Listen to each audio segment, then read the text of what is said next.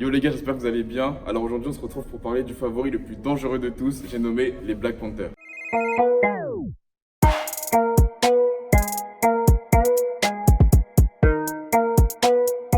Donc petite précision, on reste sur l'analyse des 8 premiers matchs pour garder une certaine logique avec l'analyse des Molosses. Par contre, le match numéro 7 n'avait pas été joué par les Molosses pour un forfait il me semble. Donc comme 8e match, on va prendre le match numéro 9. C'est simple. Les Black Panthers, c'est 5 finales en 6 ans pour 2 victoires. Une en 2013 et une en 2014. L'année dernière, les Black Panthers de Thonon ont perdu en finale face au Flash. Ils ont tenté une grosse remontada, mais ont malheureusement pour eux raté cette remontada. Mais pourquoi cette saison pourrait être la leur?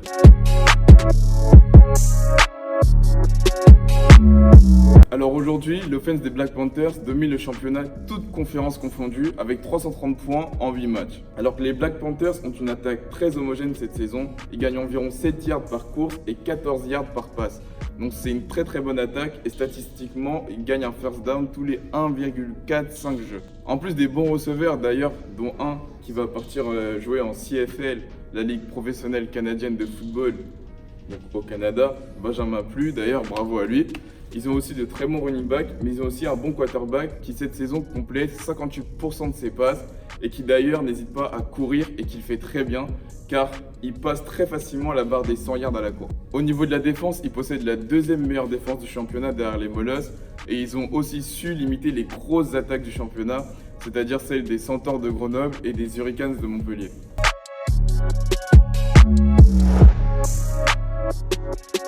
Malgré le fait que tout roule en attaque et tout roule en défense pour les Black Panthers, ils ont quand même quelques failles.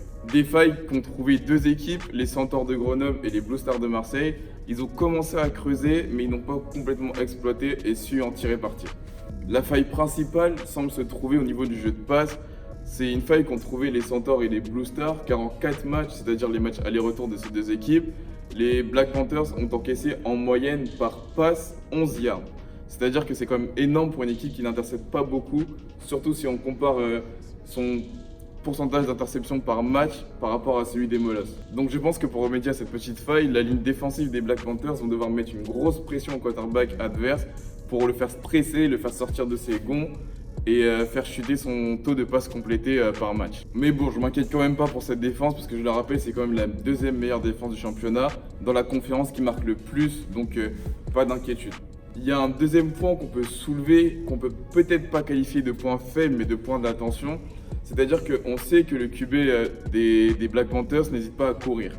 Mais le problème, c'est que s'il se retrouve contre une équipe comme les Molosses, qui cadenassent beaucoup en défense, il va se mettre à courir. Mais quand on sait que la défense des Molosses n'encaisse que 2,54 yards par course, ça va être très compliqué pour le quarterback de ne pas courir et en plus de ça de devoir compléter ses passes face à une équipe qui intercepte beaucoup et qui ne laisse que très peu de chance à l'équipe en face de compléter ses passes. Mais malgré ça, le quarterback des Black Panthers a l'air d'être un QB très intelligent, donc c'est un joueur qui je pense va réussir à rester calme, à réfléchir et apporter des solutions à son équipe, que ce soit à la passe ou à la course. Il faut savoir que quand même à la passe, il a réussi à dépasser sur 2 matchs ou un match 70% des passes complétées. Donc si c'est un QB qui arrive à garder son calme, les choses peuvent bien se passer. Mais après, comme j'ai dit dans ma vidéo précédente, les playoffs, c'est un autre monde, il faut savoir se contrôler. C'est un seul match quand tu commences à perdre. Et surtout contre les Molosses qui ont dominé presque tous leurs matchs cette saison, ça peut vite leur monter à la tête s'ils sont dominés, ils ne trouvent pas de solution. Donc il faudra faire très attention en gros à soi-même. Car oui, si les Black Panthers n'arrivent pas à garder leur calme et à contrôler la situation, leur plus gros ennemi va être eux-mêmes. Mais ça, c'est à mon avis quelque chose qui s'applique à toutes les équipes. Donc comme je l'avais annoncé dans ma dernière vidéo, on va avoir notre invité Léo Sartel qui est receveur chez les Black Panthers et aussi youtubeur qui va répondre à 3 de nos questions. Donc Léo, c'est à toi.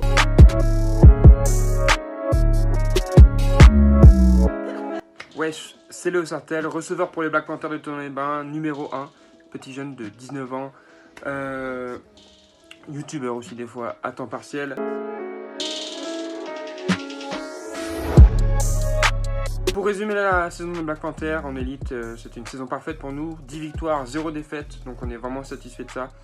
On a gagné notre dernier match contre les Falcons de Villeurbanne à la maison sur un gros score, donc on finit la saison fort, on est content.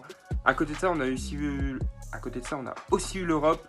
On est allé à Innsbruck jouer les Swarco Raiders et on va affronter ce week-end, au moment où je tourne la vidéo, les Seamen de Milan à Thonon. Donc ça va être un gros match. Donc c'est 2 gros matchs qui se rajoutent à notre calendrier, qui sont des matchs très physiques avec beaucoup d'intensité. Donc ça change vraiment beaucoup de l'élite régulière, enfin de la saison régulière en élite. Du coup c'est fatigant, il y a quelques blessures, mais on fait avec. On était préparé pour ça de toute façon, on s'est préparé en conséquence en début de saison.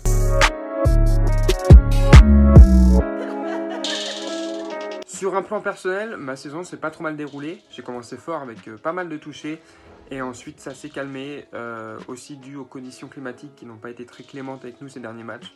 Donc c'est la vie, mais il reste encore les playoffs à faire, donc quelques stats à ajouter sur moi. Pour moi, la finale parfaite pour le championnat élite 2019, ce serait une finale 100% sud. Ça serait affronter Marseille. Ça serait vraiment bien. Je serais content d'affronter Marseille. C'est une grosse équipe contre qui on a eu toujours des oppositions un peu serrées. Les matchs sont beaux à voir. Ça joue beaucoup à l'attaque. Donc ça serait cool à voir. Surtout pour ceux qui connaissent moins le foot. Voir une finale avec beaucoup de points, c'est toujours très intéressant. Sinon, ce serait les Molosses qui seraient probable d'affronter. Ça me ferait plaisir aussi, je retrouverai quelques-uns de mes gars de là-bas.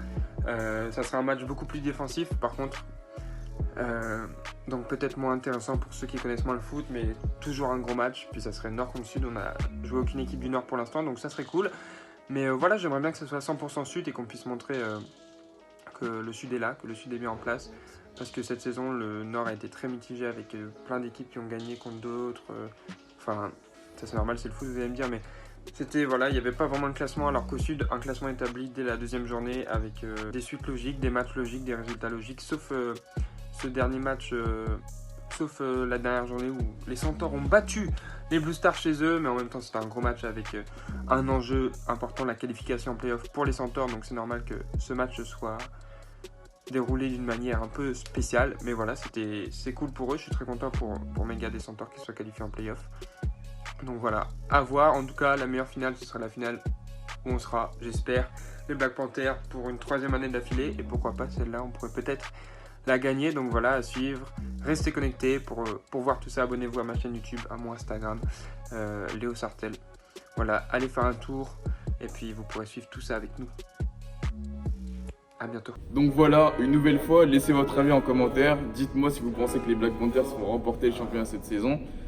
Pour ma part, les vidéos sur les favoris sont terminées parce que quand on analyse un peu le championnat, il n'y a que 2 gros favoris et 2 favoris tout court qui sont les Molosses et les Black Panthers.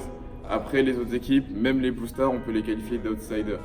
Donc si vous voulez, dites-le moi, faites-le moi savoir. Je pourrais faire des vidéos d'analyse sur les outsiders aussi pour dire comment ça va se passer pour eux selon moi et au niveau de leurs statistiques. Donc voilà, sinon j'espère que ça vous a plu. N'oubliez pas de liker, de vous abonner, les notifications toujours en active et voilà, à la prochaine.